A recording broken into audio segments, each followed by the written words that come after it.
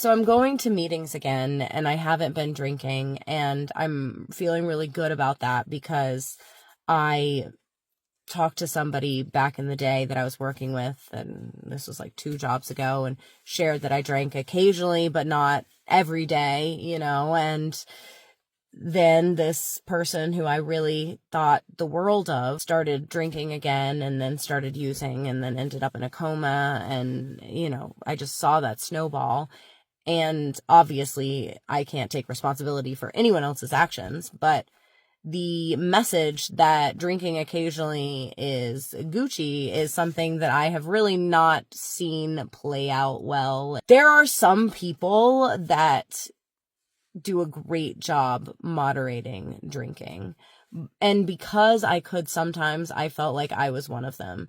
But in retrospect, there are so many times that I can point to after I decided that I was drinking occasionally where I got more intoxicated than I intended to.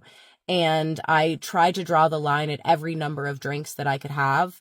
And I found that, like, if I had up to 4 drinks, really, I wouldn't do anything super stupid and I wouldn't, like, mess my life up. But after 2 drinks, I don't really care about limiting myself anymore. So then I'm like, okay, I need to stop at 2 because at 2, I still care about limiting myself.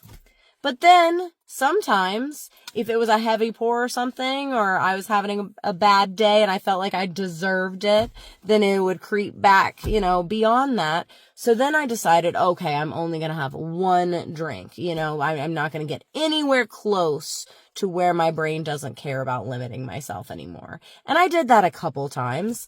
But what I found is that because I wasn't saying that alcohol is dangerous for me, because I was trying to find a way to have it be in my life so I could feel normal,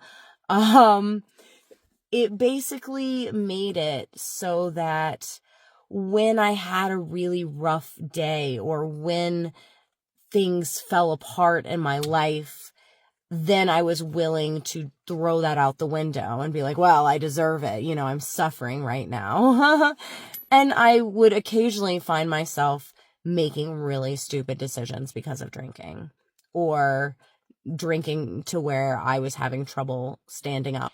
And this tendency to get carried away, to want to push the envelope, to get more messed up, is a tendency that is not good for me. And no matter how long you might be able to maintain something that looks very much like successful moderation, it often is just a breath away, a bad day away from going back into those old patterns of doing something to excess.